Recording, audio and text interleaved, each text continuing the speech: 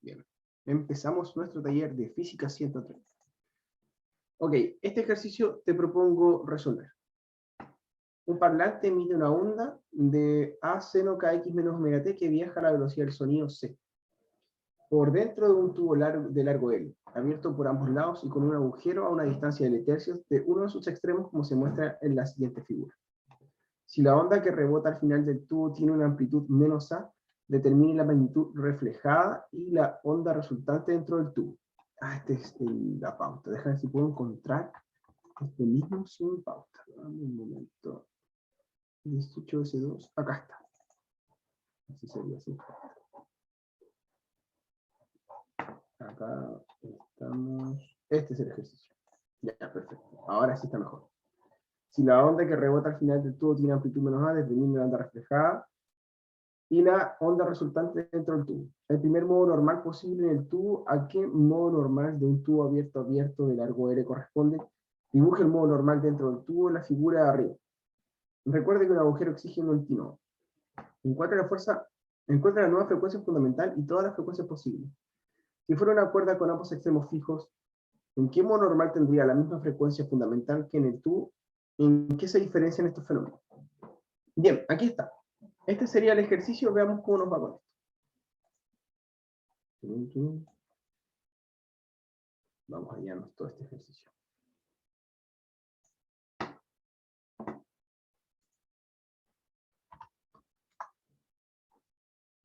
Y acá está. Bien. Estoy con un poco de ruido externo. ¿Te molesta o no molesta? No, profe, no molesta. De hecho, yo estoy con más ruido que usted. Ya, qué bueno. Listo. Entonces acá tenemos nuestra pregunta A. La pregunta A dice si la onda que rebota al final del tubo tiene amplitud menos A, determine la onda reflejada y la onda resultante dentro del tubo. La onda que viaja es I de X, T, igual a la amplitud por el seno de Kx menos omega t. Esa es la onda que viaja. ¿Ya? Nosotros tenemos que rebota. ¿Qué significa que rebota? No nos están poniendo realmente las condiciones de lo que es reflexión y transmisión. Nos están facilitando un poco la situación. Esta es la onda incidente, ¿sí? Y la onda reflejada nos están dando de inmediato que sería con un carácter negativo. Esto sería menos A por el seno de, y sabemos su dirección de propagación, Kx va en sentido contrario, omega t. Luego de eso me dicen que determine la onda reflejada y la onda resultante dentro del tubo. Vamos a aplicar la onda total. La onda total es igual a la suma de las dos, incidente más reflejada. Así que nos vamos a dar cuenta que en un tubo lo que está ocurriendo es que se está formando una onda estacionaria. ¿Te sabes la identidad trigonométrica de la suma de los senos? Te lo Sí, pregunto. la ¿La vi vi? en la tarea y en el certamen también, pero no me lo sé de memoria, pero la sé, que es como Ya, coseno hay diferentes. del A más B, algo así, ¿no? Una cosa así. Seno de A más seno de B es igual a 2 por el coseno de A más A B, más B. La resta es dividido en 2, por el seno de, ¿no? dividido en 2, sí, perfecto. Por el seno de, todo ese argumento va dividido en 2. Por el seno de A más B, dividido en 2. Esa es la identidad que voy a utilizar. Así que la onda total, ¿cómo sería? Sería 2 veces la amplitud. Primero voy a ingresar el negativo. Acomodemos un poco esto, porque si no se ve un poco feo. Voy a transformar mi onda reflejada. Antes de, voy a escribirla como la amplitud por el seno de, y aquí al interior dejo menos kx, meto el negativo al interior, menos kx, y menos por más, menos omega t. Ya, ahí sí. Ahora voy a aplicar la identidad. La onda total va a ser igual entonces al doble de la amplitud por el coseno de la resta, Si yo resto kx menos kx, menos, como hay dos negativos, me queda, se suma y aparece el kx acá como positivo. Y el omega t se resta, se va. Y cuando hago el seno de la suma, si yo sumo estas dos cosas, se me va el kx y me queda menos omega t. Ahí está. Así que estamos listos. Lo que nos está dando es que es menos 2 veces la amplitud por el, escribiré aquí el seno de omega t, lo daré vuelta, por el coseno de kx. A esta primera parte se le conoce como la nueva amplitud. Y lo dejo con el tiempo. Y lo que nos damos cuenta es que es una onda estacionaria, porque la parte espacial está fija. Onda estacionaria. Igual se sigue relacionando con la materia pasada. Sí, por eso me llamó la atención que las separaran, porque es muy parecido. Ya, lo que estamos generando son ondas estacionarias en el tubo. La gracia de esto, gracias a esto uno puede conversar en tonalidades. Porque si no, hablaríamos con puro ruido. Así. No, de verdad, de verdad. La gracia es que uno logra dar un tono, y tú lo logras dar porque en tu interior se genera una onda que va y viene en contraposición, y se arma una onda estacionaria. Y esa onda estacionaria filtra todas las otras frecuencias posibles, llevando una sola como ponderancia principal. Esa ponderancia principal de un solo tono nos permite escuchar una armonía. Si no, escucharíamos puro ruido. Eso es interesante, entender que eso es lo que está ocurriendo. Esta onda estacionaria nos da con el coseno de kx. Listo, lo demostramos, hicimos nuestra primera parte, la parte A. La parte B, veamos qué pasa aquí. El primer modo normal posible en el tubo. Bueno, esto se parece mucho también a lo de las cuerdas. Por eso es que, insisto, que me llama la atención que lo hayan separado. ¿A qué modo normal en un tubo abierto de largo L corresponde? ¿Qué es lo que está pasando? Cuando aquí colocan un orificio, están exigiendo un antinodo. Eso están exigiendo. Acá hay un parlante, y aquí, por lo tanto, también hay un antinodo. Está abierto por acá. Y aquí también hay un antinodo, porque por aquí también está abierto el sistema. Eso es lo que tenemos. Tenemos varios antinodos. La gracia es que en el sector izquierdo tenemos 2 veces el sector derecho, así que es simétrico respecto a esta situación. Nos va a ayudar a poder facilitar los cálculos. ¿Cómo lo vamos a resolver? Bueno, la manera más simple, el primer modo normal que se está excitando aquí, sería colocar entre medio de los antinodos un nodo. ¿Por qué hay un antinodo? Porque es la mayor opción de oscilación que tiene la partícula. ¿Por qué es la mayor opción de oscilación que tiene la partícula? Porque tú lo que miras son presiones. Y como estás en contacto con un sector abierto, la partícula tiene mucha libertad de movimiento. Todos los sectores abiertos reducen, en lugar de presión, tiene menos presión y le permite oscilar más. Los sectores en que la partícula está cerrada, por ejemplo, un tubo cerrado en un costado, tiene mucho, está cerrado el movimiento por un lado, y eso hace que toda la presión se acumule en ese punto. Así que por ambos lados tiene mucha presión y la deja fija. No puede moverse. Y eso exige un nodo. ¿Ya? Así es como funcionan internamente estos instrumentos de viento. Y dicho eso, vamos a dibujar lo que corresponde a la estructura del modo normal. Generalmente uno lo hace más simple, el dibujo uno lo hace como así, no esa es la forma, pero te lo digo que en general yo he visto tantas pruebas que los dibujan así nada más y se aceptan. Me equivoqué. Aquí tengo que volver a hacer. Así. Así lo dibujan. Este es un pésimo dibujo, pero se entiende lo que se está queriendo hacer. Voy a ahora dibujarlo de la manera en que sería un poco más formal. Esta es una oscilación que es un armónico, por lo tanto tenemos curvas en estos sectores, se cambió el color, tenemos curvas en estos sectores, acá tenemos otra curva, aquí tenemos otra curva, y por aquí pasamos. Eso sería una, y la contraparte es esta que está aquí. Tenemos una curva, otra curva y otra curva. Profe, entonces ahí sería, los antinodos son los que van al medio porque hay más presión. Y los antinodos son los que van como en los extremos porque no hay tanta presión. Así, ¿cierto? Exactamente, pero fíjate que aquí tengo un antinodo dentro de la estructura. Y es que pasa es que la presión va cambiando dentro de la estructura y va formando estos armónicos. Pero tú tienes dos formas de generar esta alza de presión.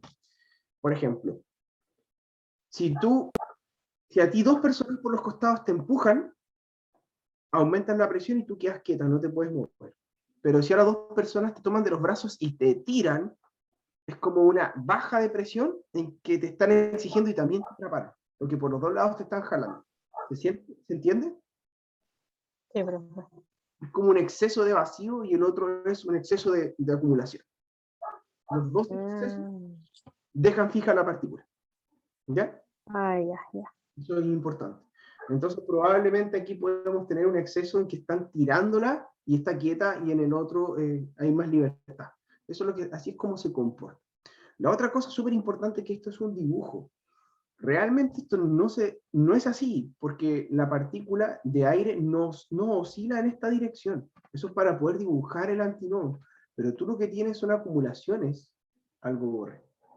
Lo que tienes son acumulaciones de presión. Tú tienes, por ejemplo, tienes acá una onda de aire en el cual aquí se apresiona. Y aquí se libera.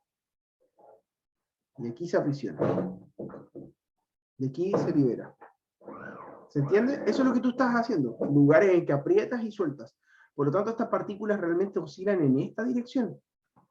Oscilan así, longitudinalmente. Pero como no podemos dibujar de manera cómoda lo que estaría pasando con las partículas, porque lo que estamos diciendo es que la partícula es la que tiene libertad de oscilación, pero la libertad de oscilación, como te estoy comentando, va en este sentido, nos costaría mucho dibujar el armónico. Por eso es que seguimos pensando como si fueran cuerdas. Pero no hay que confundir. La oscilación es longitudinal, no transversal. ¿Queda claro eso? Sí, profe, buenísimo. Ya, genial. Entonces, no vayamos a confundir esos conceptos. Ya, listo. Vamos por la pregunta B. El primer modo normal posible en el tubo, ¿a qué modo normal corresponde de un tubo abierto a abierto? Acabamos ya de poder darnos cuenta de cuál sería este modo normal. Tenemos un modo normal que tiene 3 nodos. ¿Cuál sería? Bueno, como nosotros estamos recién aprendiendo la materia, no tenemos idea, la verdad. No sabemos cómo es. Así que vamos a dibujar el primer modo normal que puede existir en un tubo. ¿Cómo lo podemos dibujar? Bueno, la combinación más simple de nodos y antinodos te va a dar el primer modo normal. La combinación más simple es abierto por este lado, abierto por este lado. Esa es la exigencia de un nodo en el centro. Eso es lo más simple. Ah, este es el primer modo normal. No hay otro más simple que este, así que aquí estaríamos con nuestro primer modo normal.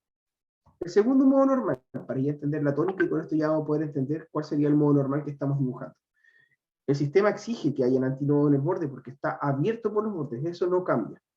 Por lo tanto, lo que tengo que hacer ahora es agregar un antinodo más. Voy a poner uno por acá, voy a tener que poner uno por acá, y entre medio, perdón, voy a tener que agregar un nodo más. Y entre medio no pueden estar juntos, tengo que colocar otro antinodo. Esa sería la otra estructura. Ah, este sería el segundo modo normal de este tubo abierto. Por lo tanto, este es el 1, este es el 2. ¿Cuántos nodos tengo aquí? Este es el 3. Nos damos cuenta que solo hay que contar nodos y ya nos figuramos que la imagen nos está presentando el modo normal 3 de un tubo abierto normal. ¿Se entiende? Sí, verdad. Sí, estoy entendiendo todo. Ya que bueno, sería el modo normal 3.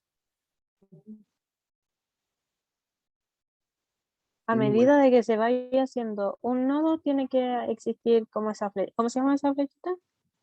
Antinodo. Ah, ya. Ya, sí. Nodo, antinodo, nodo, antinodo, ya sí. Este es nodo y este es el antinodo. Ya, bacán. Y esto era parte de la cuerda, era parte de la cuerda, un modo normal en cuerda. Antinodo, escribí noda. Antinodo, listo. Luego que estamos listos con eso, dibuje el modo normal dentro del tubo de la figura y recuerde que un agujero exige un antinodo. Estamos listos. Vamos por la pregunta C. Vamos a apretar un poco esta información para que podamos escribir la pregunta C. Esto de no y anti no lo vamos a dejar por aquí.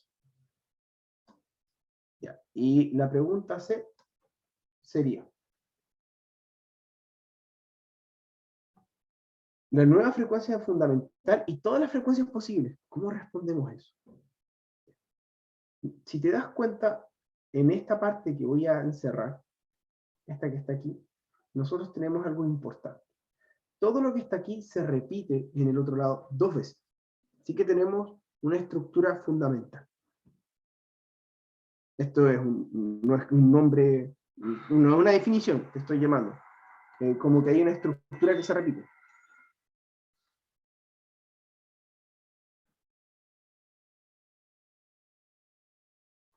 Entonces voy a tomar esa estructura fundamental que está aquí, que es el trozo, y ese trozo tiene un largo de L tercios. Eso es lo que está. En ese largo de L tercios, todo lo que yo genero aquí va a repetirse. Así que este es mi nuevo tubo.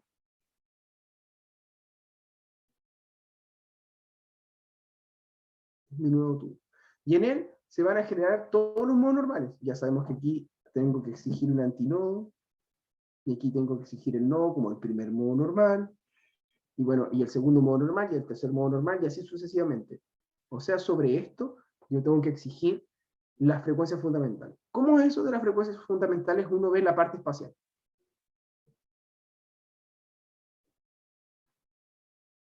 Vemos la parte espacial. Y en la parte espacial es coseno de kx. Eso es lo que tenemos. Esa es nuestra parte espacial.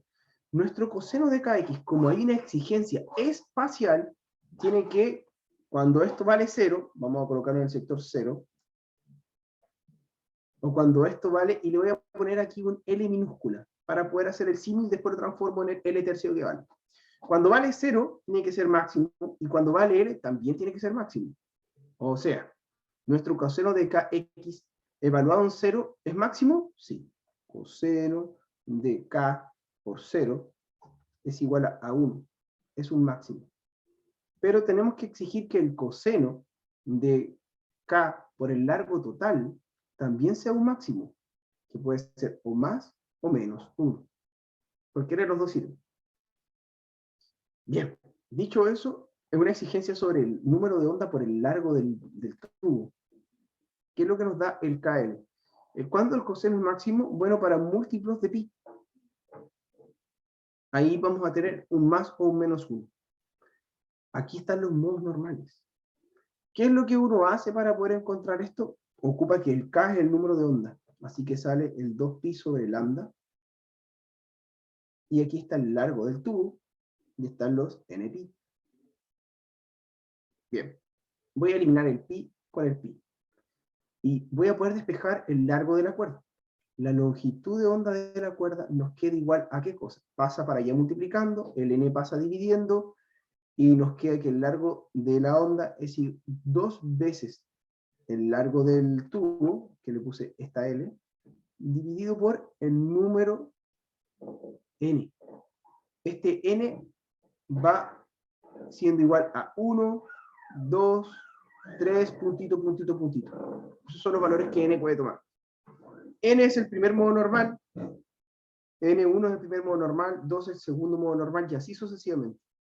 Estamos a punto de descubrirlo. Por lo tanto, nuestra frecuencia, ¿cómo la vamos a obtener? Con la rapidez de onda. La rapidez de onda, que en un tubo tiene que ver con la rapidez del sonido, se define como la longitud de onda por la frecuencia. Eso es.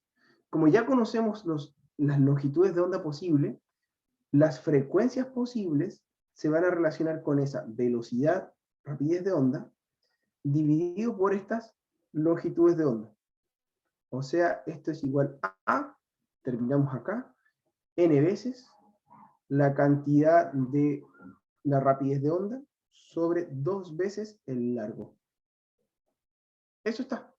Encontramos todas nuestras frecuencias. ¿Y cuál es la fundamental?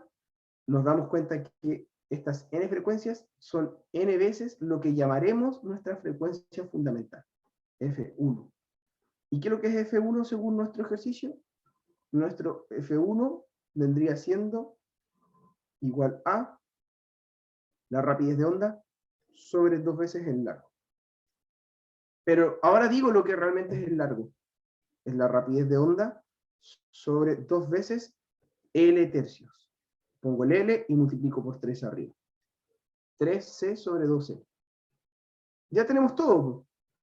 Dice, encuentre la nueva frecuencia fundamental. La tenemos. Y todas las frecuencias posibles, acá está, los múltiplos de esa frecuencia. Se acabó. ¿Se entendió? Sí, profe, se entendió. Igual como que hay que tener súper claro como las fórmulas, porque ahí está más, o sea, como lo demás fue como súper fácil, pero en este hay que tener como más cuidado. Pero sí lo entendí. Ah, qué bueno que lo entendí. Nos queda una, la D. Si fuera una cuerda con ambos extremos fijos, ¿en qué modo normal tendríamos la misma frecuencia fundamental que en el tubo? ¿En qué se diferencian estos fenómenos? Bueno, la verdad es que esta pregunta ya creo que no viene al caso para la estructura en cómo están pasando la materia. Pero le voy a hablar. Lo que quieren hacer es el símil entre lo que ya viste y lo que estás viendo. Hacer como la comparación. Sí, una comparación. Tú tienes acá tu sistema de cuerdas. Mi primer modo normal en una cuerda es este. Extremo fijo.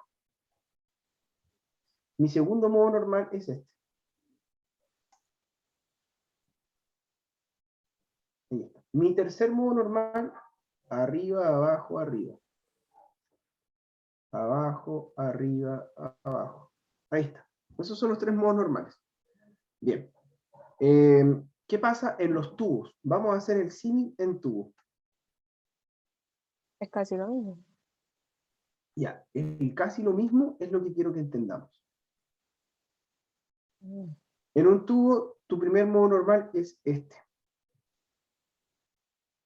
Tu segundo como modo cruzado. normal es ese. Tu tercer modo normal... creo que me equivoqué. A ver si me equivoqué. Sí, me equivoqué. 1, 2, 3. No. 1, No, 2, está bien. 3. Lo logré. Ya. Ahí está. Fíjate. Tenemos acá, si quieres puedes contar guatitas, si quieres puedes contar nodos, pero aquí lo estamos haciendo. Tenemos nuestros nodos, estoy marcando los nodos para que queden claros, y después voy a marcar los antinodos. Y hay algo súper interesante en este fenómeno. Todos estos son nuestros antinodos. Y aquí tengo 3 antinodos. Aquí tengo 1, 2, 3 y 4. Sin embargo, si te das cuenta, si yo junto el trozo de guatita al inicio con el del final, Hacen uno. formo la misma estructura que al otro lado. Sí, verdad.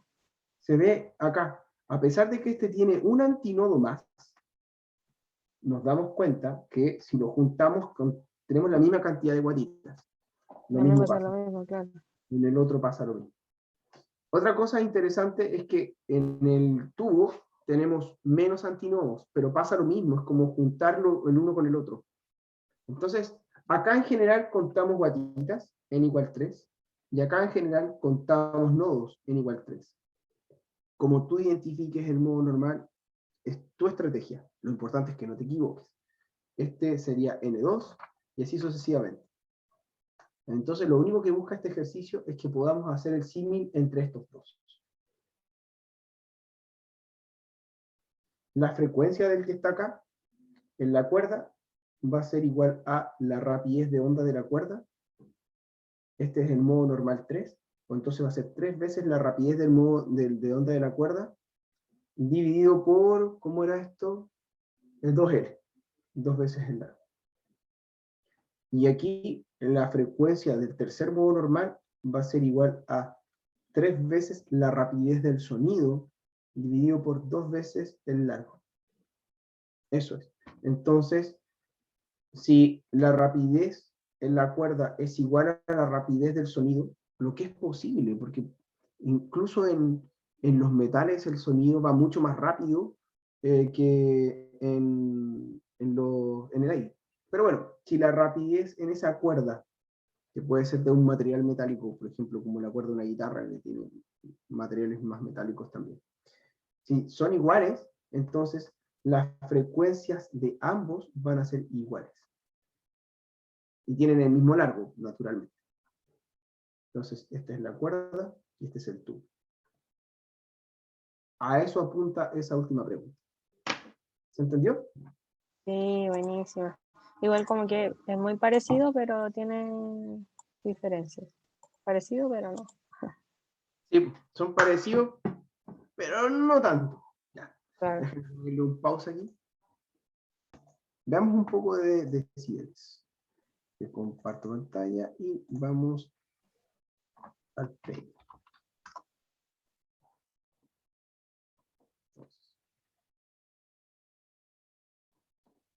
En clase probablemente viste lo siguiente. Voy a hacer un pequeño resumen como para contextualizar nada más. Pero no voy a pasar lo que ya viste. Lo que viste fue lo siguiente. ¿Dónde estamos? Acá. Tú sabes, vamos al sonido. En el sonido tú tienes tres características. El tono, el timbre y la intensidad. Esas son las tres características. El tono tiene que ver con lo que es la frecuencia. Entonces tú das un tono definido porque tienes una frecuencia definida. El timbre tiene que ver con el espectro de frecuencia.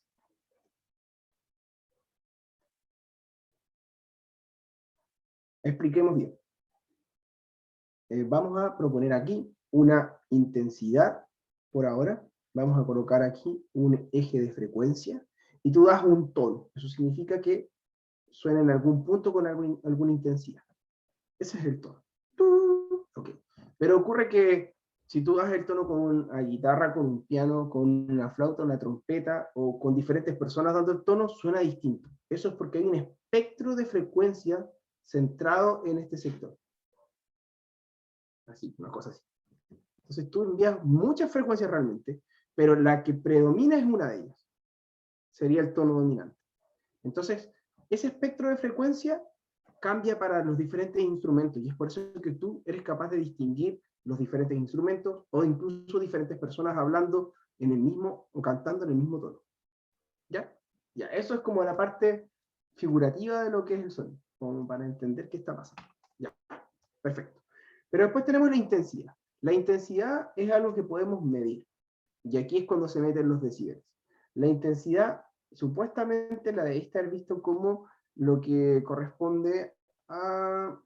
Bueno, la intensidad no es más que el trabajo, perdón, donde la definí aquí, aquí tengo la potencia, y la intensidad la definí, aquí la tengo, por eso no la estoy viendo. Se define como la cantidad de potencia sobre área. Así probablemente lo viste. Habla de la cantidad de energía distribuida en el área. Bien. Y la potencia, a su vez, se define como la cantidad de trabajo sobre el tiempo, que habla de energía en función de tiempo, y nosotros podemos definir esto de una manera mucho más práctica. Esto es equivalente a los diferenciales. Diferencial de trabajo sobre diferencial de tiempo.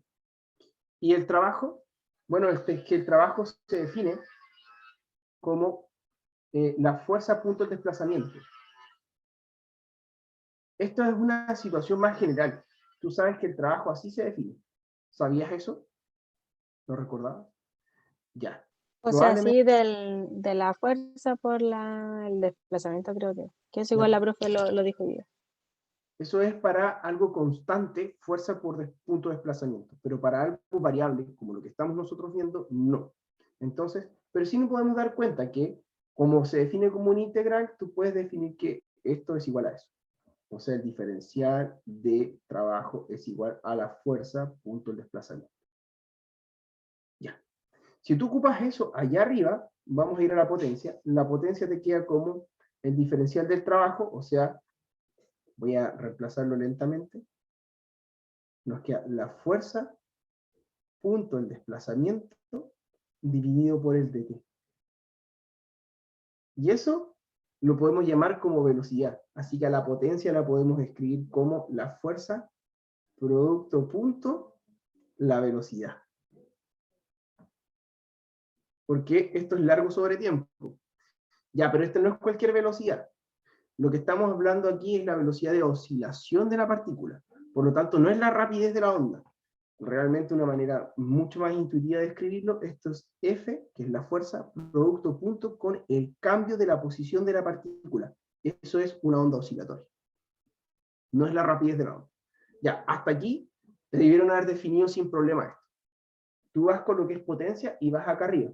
Entonces, la intensidad queda igual a esta fuerza, producto punto, por tu velocidad, dividido por el área. Pero ahora nos vamos a la parte de 130 que habla de fluidos. No has tenido, ¿cierto? Ya, ok. Como no hemos tenido fluidos, hay algo muy importante que te cuento, que te lo adelanto. Cuando tú tienes un fluido, los fluidos, colocamos un fluido aquí, colocamos un trocito de fluido en el interior, analicemos ese trocito de fluido, o mejor de esta otra forma. Voy a hacerlo de esta otra forma. Coloco un recipiente en el que tengo mi fluido, la fuerza que se encarga de la presión que siente la pared siempre se considera como la proyección perpendicular. Tú tienes un trozo de fluido que va a ir a colisionar con el borde, puede colisionar con una dirección oblicua, pero la única contribución que nos importa es la que es perpendicular. ¿Cachai? Solamente esa realmente va a contribuir a la presión, no toda la fuerza. Es un producto punto. Por eso tengo aquí el producto punto. Bueno, al encontrar este producto punto, de inmediato uno dice, ah, esto tiene que ver con la presión, porque tengo el área, tengo la fuerza y un producto punto, solamente tengo la contribución que es perpendicular. Y ahora uno lo resume y dice, esto es igual a la presión por la velocidad. Y se te fue el producto punto. Yo creo que llegaste hasta aquí, ¿lo viste o no? Listo, presión por velocidad. Y Hasta ahora, ahí llegué. Que la hasta ahí, profe puso como P por la V, Y. y esa fue la última parte de la clase que viste. No, eso fue el principio. Ah, ya, qué bueno, ya. Sí.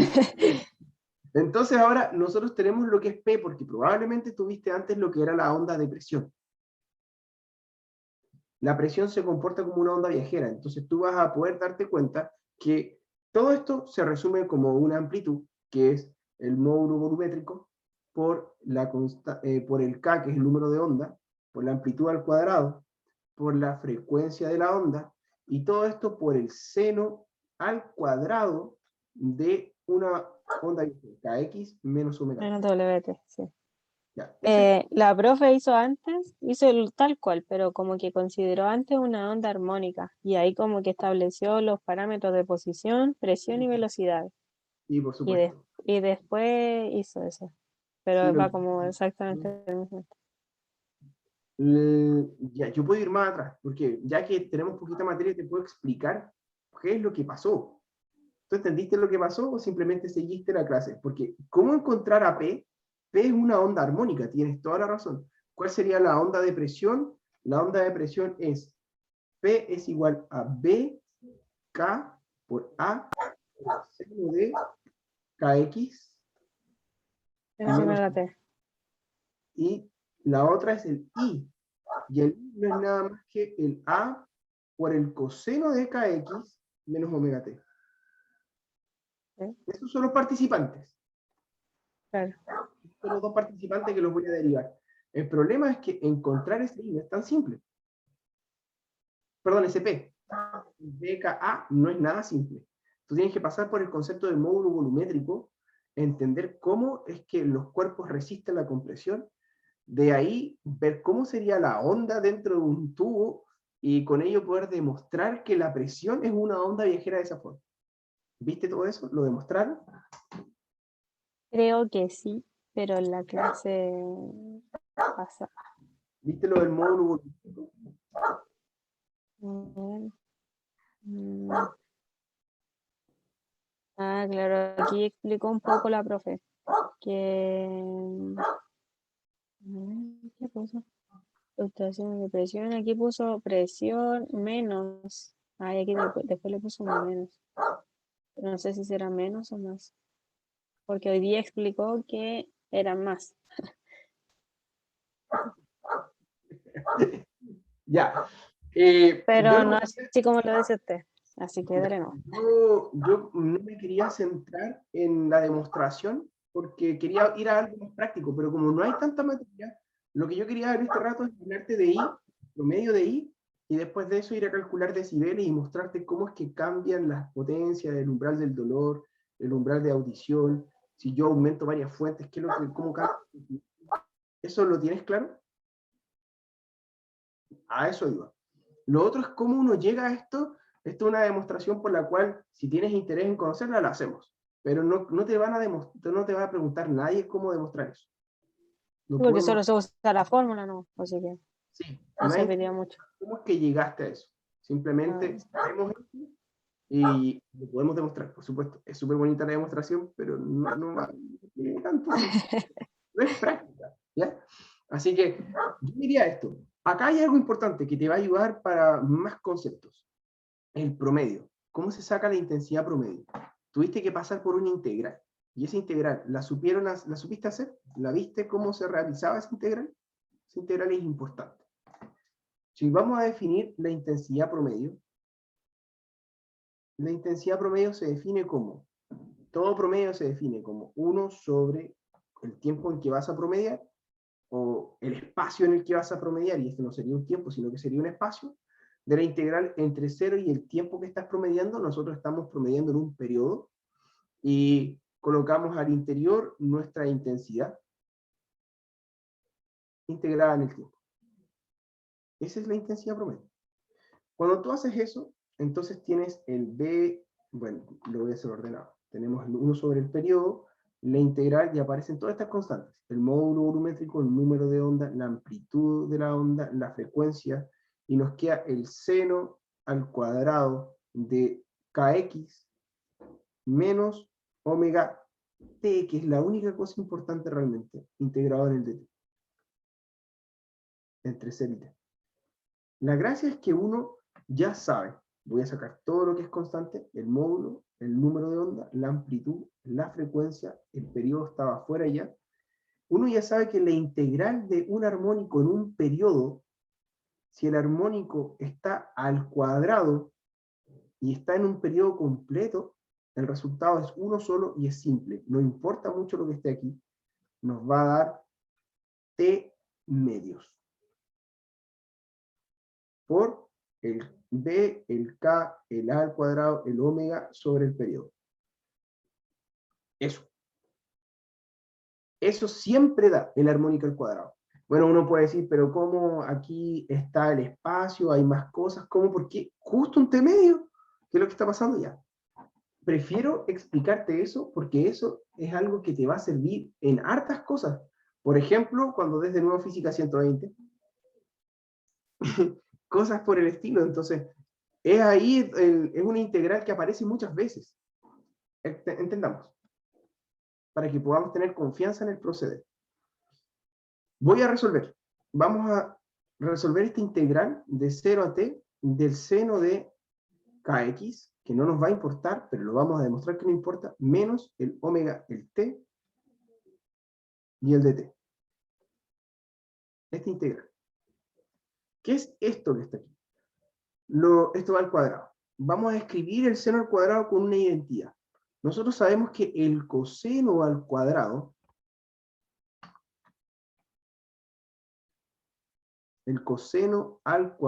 de un ángulo, lo podemos escribir como el coseno de, perdón, ¿qué es lo que? Me estoy confundiendo. El coseno de alfa lo podemos escribir como el coseno de alfa medios por el coseno de alfa medios menos el seno de alfa medios por el seno de alfa medios. ¿Cierto? Eso no lo había visto, o por lo menos no lo recuerdo. Bueno, quizás lo has visto de esta forma. El coseno de alfa más beta, Ah, ¿sí? ya, sí, así sí. ¿Sí? Ya. Sí. Entonces lo que hice secretamente para poder mostrar eso, lo transformé en alfa medios más alfa medios. Si voy a borrar eso y voy a dar un paso atrás para que lo puedas observar. ¿Qué es lo que uno hace? Uno dice, esto es igual a coseno de alfa medios más alfa medios. Entonces así te queda esa combinación. Pero que esa combinación es igual a el coseno cuadrado de alfa medios menos el seno cuadrado de alfa medios. Eso es lo que tú estás obteniendo. Ya, esta identidad entonces es igual al coseno de alfa. Bueno, vamos a mostrar lo que sería este seno de alfa. Vamos a ocupar esa identidad. Entonces, en nuestro caso, lo voy a aplicar de esta forma. Voy a proponer que el seno al cuadrado de kx menos omega t lo puedo escribir como 1 menos el coseno de 2 veces el argumento. Sería kx menos omega t, y aquí estaríamos listos. Dividido por 2. Eso es lo que vamos a proponer. ¿Por qué? Porque cuando hacemos lo siguiente, nos queda 1, un medio, o lo voy a... No lo voy a... El 1 lo sabemos que es el coseno al cuadrado más el seno al cuadrado, ¿cierto? 1 es coseno del ángulo más el seno del ángulo. Bien, entonces vamos a proponer esto. Aquí tenemos el coseno al cuadrado del argumento más el seno al cuadrado de algún argumento, y por esta otra parte nos queda la combinación del coseno. El coseno que nos queda es el coseno al cuadrado del argumento menos el seno al cuadrado del mismo argumento. El argumento que está en rojo, porque tengo el doble. ¿Lo ves? No quiero escribir. Acá adentro va el kx menos omega t. En todos. Aquí va, en cada uno de va el De los k. paréntesis va ¿Se entiende? el argumento va acompañado de entonces. Entonces, como es el doble, tú lo puedes escribir de esa forma.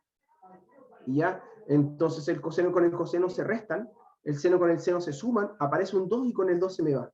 Y esto es igual a, entonces se me va acá y me queda, es igual a seno al cuadrado del argumento.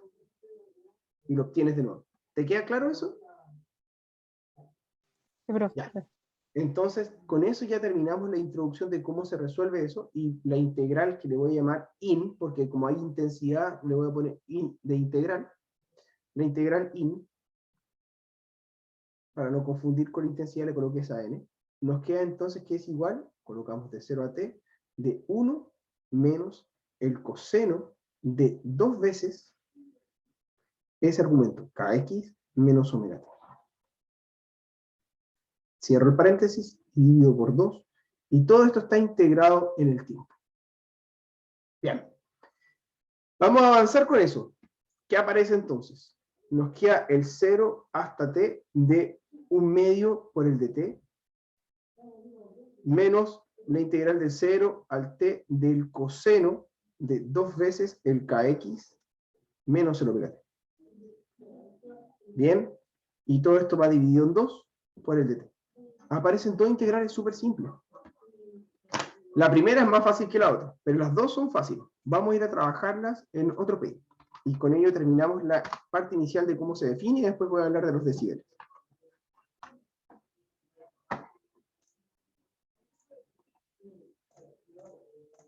Vamos a hallarnos esto.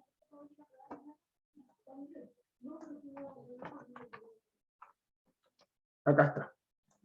Entonces, vamos con esto, y viene todavía una parte importante.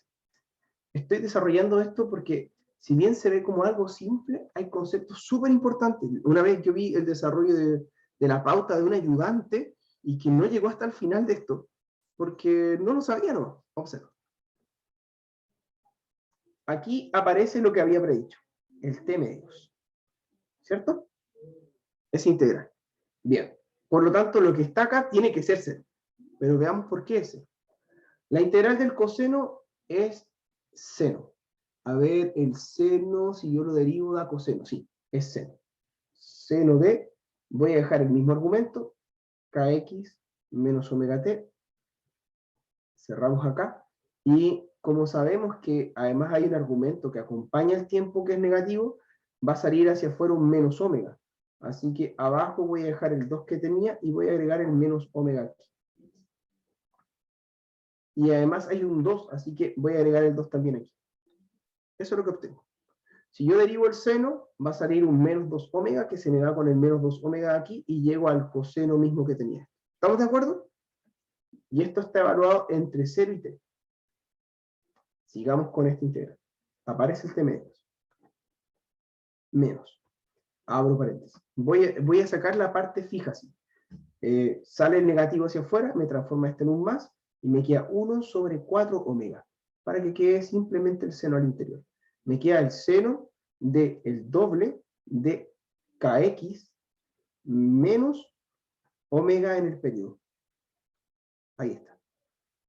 Y aquí me queda menos seno del doble de kx, y como es 0 el otro, nada más. Esto es lo que obtuve. ¿Pero qué es el periodo? Recordemos que el periodo es igual a el inverso de la frecuencia, pero también se puede escribir como 2pi sobre la frecuencia angular. Eso es el periodo. Así que lo voy a reemplazar. Me queda el seno de 2 por kx menos omega, y reemplazo mi periodo. Mi periodo es 2pi sobre omega. Ok, menos el seno de 2kx. Avanzamos. El omega se me va con el omega. Así que me queda aquí el seno de 2kx menos 2 por 2 son 4pi menos el seno de 2kx. Esto es demasiado esfuerzo para mostrar que hay un 0 nada más. Pero ahí está. Si yo sumo o resto 2pi o 4pi, no le hago nada al armónico, porque estoy dándole vueltas a lo mismo. Es como dar un giro y llegar al mismo punto. Entonces no importa. Así que esto es lo mismo que el seno de 2kx menos el seno de 2kx. Nunca importó la parte espacial. Y todo esto entonces es igual a 0. Se acabó. No, pero ¿cómo da 0?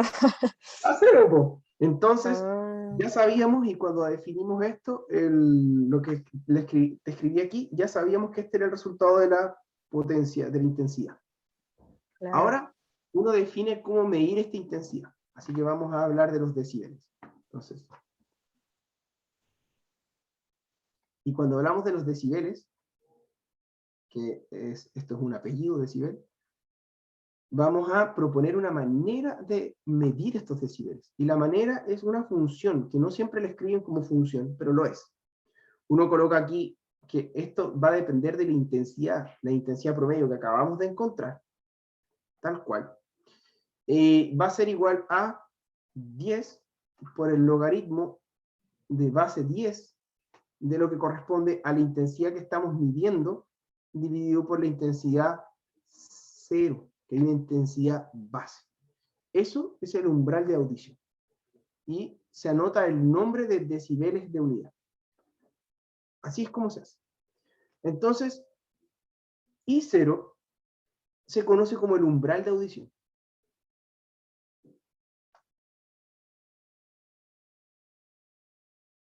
El umbral de audición es lo que nosotros como mínimo escuchamos. No todas las personas escuchan esto, pero el umbral de audición mínimo que uno podría llegar a escuchar es de 10 a la menos 12, y estamos hablando de intensidad, así que sabemos que es potencia sobre área, metro cuadrado. Ahí está. Ese es el umbral de audición. Eso es lo mínimo. Y por ejemplo, para poder evaluarlo, evaluamos beta en el umbral de audición. Vamos a evaluarlo en I0. Simplemente nos da que esto es 10. logaritmo en base 10 del umbral de audición dividido por el umbral de audición, decibeles. Pero ¿cuánto es el logaritmo de base 10 de 1? Me queda un 1, se me simplifican los dos y me queda un 1. Esto es igual a 10 logaritmo en base 10 de 1. ¿Cuánto es eso? El logaritmo de Eso 1. daba 0, creo, ¿o no? Sí, pero el creo no lo quiero. Eso es 0. ¿Por Ah, ya. qué? Veamos el gráfico. ¿Por qué esto se hace de esta forma, Karim? Esto se hace de esta forma. Si yo muevo la cámara no te molesta, ¿cierto? ¿Ves? Sigues viendo igual tú. Que cuando es celular parece que funciona distinto. Vamos a colocar acá nuestro eje de lo que es la intensidad y vamos a colocar acá nuestra gráfica. Tenemos un comportamiento de este tipo, logarítmico.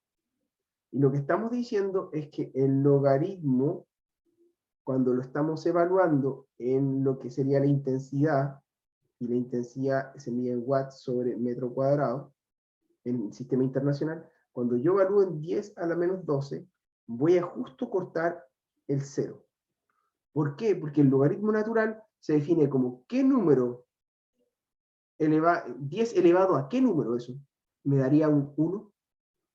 10 elevado a qué número me da un 1. Esa es la manera de interpretar el logaritmo.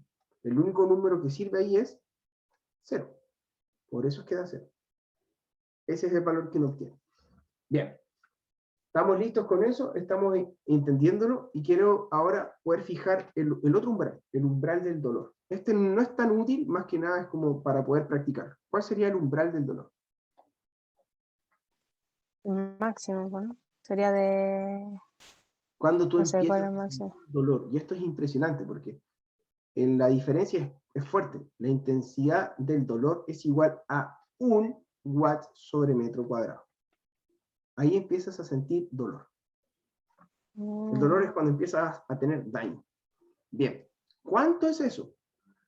Vamos a evaluar nuestra función decibel en el umbral del dolor. Entonces, esto es igual a 10 por, esto es mucho anotar, pero así es, nada más. 1 watt dividido por el I0, que es 10 a la menos 12. Y esto es por decibeles. La unidad que le colocan aquí es decibeles. 10 a la menos 12, esto es logaritmo en base 10 de 10 a la 12 por 10, aquí afuera, decibeles. ¿Qué es lo que estamos obteniendo entonces? Nos queda, ¿cuánto es el logaritmo de 10 a la 12? 12. ¿Qué número elevado? ¿Cuál es el número que me da 10 a la 12? El 12. Así que esto es 10 por 12 por el decibeles. Entonces, ahí teníamos nuestro 0 y aquí tenemos nuestro umbral del dolor. Son 120 decibeles. Y es un número que probablemente has escuchado cuando hacen reportaje. En la calle tenemos 80 decibeles, ya, 70 decibeles, sobre 100 decibeles. Sí, porque si estamos llegando a los 120 decibeles empieza a haber daño, por eso hay dolor. No podemos llegar a más de este nivel de decibeles. Ok, aquí lo encontramos, 120 decibeles. Por lo tanto, podemos ubicar acá nuestro umbral del dolor. Aquí sería el valor 1, y eso le correspondería a 120 decibeles. Y ahí estaría siendo parte del gráfico. Otra cosa muy relevante de los decibeles es que cuando tú los amplificas, tenemos dos fuentes sonoras.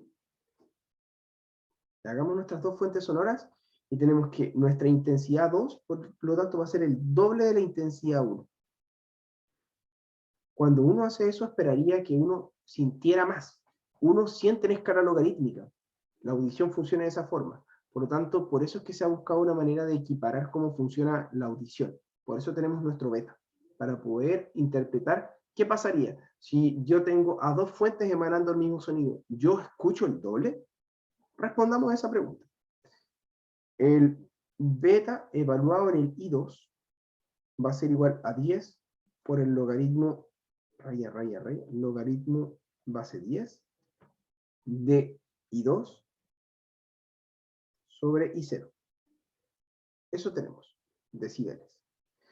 Ahora yo voy a reemplazar Esto es el logaritmo en base 10 de 2 veces I1 sobre I0.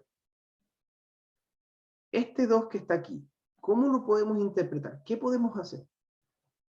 Esto viene siendo como una multiplicación. ¿Cómo se interpreta esto en la característica de los logaritmos?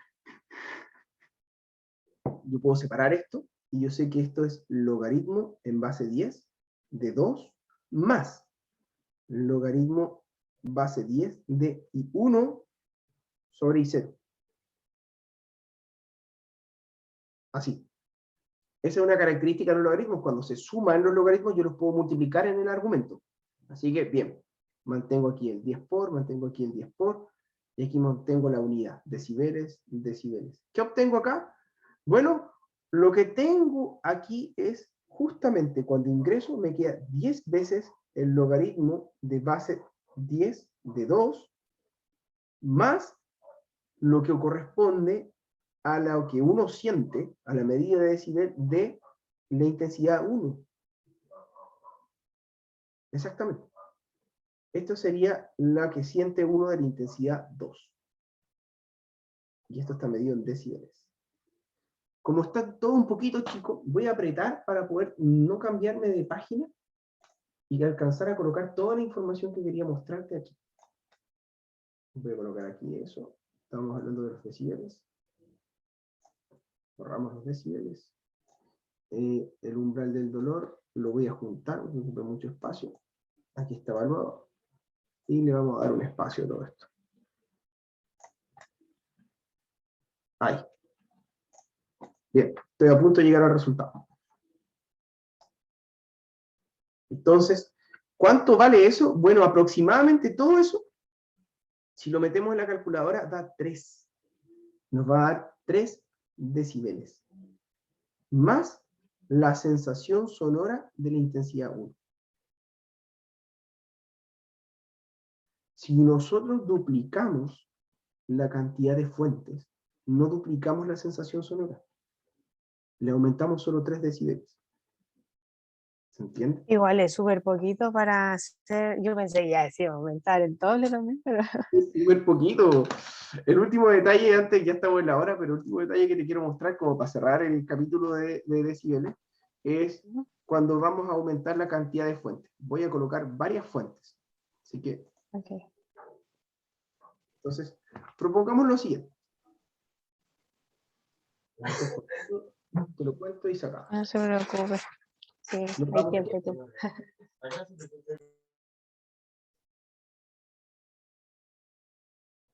Si nosotros tenemos una fuente I0, ya lo calculamos y nos dimos cuenta que la sensación sonora de I0 nos dio 0. Pero lo voy a escribir. Esto es 10 por el logaritmo base 10 de I0 sobre I0 decibeles. Así lo calculamos.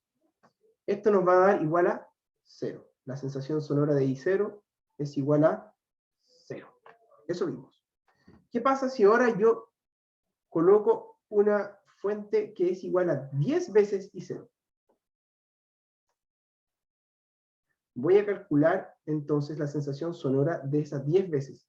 Si yo coloco mi fórmula aquí, el 10 veces I0, es un número 10 me aparece nada más, porque aquí I0 dividido por I0 se me va, me queda 10. Por lo tanto, el valor de ese logaritmo es 1, y me queda 10 por 1. Me sale 10 decibeles. Si yo hago una fuente 2, que es igual a 100 veces I0, mi sensación sonora de esa fuente 2 me va a dar un 10 a la 2. O sea, va a salir un 2 de aquí. 2 por 10 son 20 decibeles. Y así sucesivamente. Colocamos 1000 fuentes iguales y simplemente nuestra sensación sonora aumenta a 30 decibeles. Un cambio del decibel es brutal. Eso es lo que quiero que entendamos. Cuando llegamos a 120 decibeles, realmente estamos con una intensidad muy grande. Y sobrepasar en un solo decibel es muchísima energía adicional que hay ahí. Es muy costoso para un parlante. Cuando tú quieres aumentar el doble el volumen, energéticamente consumes mucha energía para que eso realmente pase. Porque para poder aumentar la sensación al doble, tienes que darle mucho más que el doble de energía. Oh, buenísimo. Le voy a sacar un Yo pantalón creo que a eso es esto porque suficiente.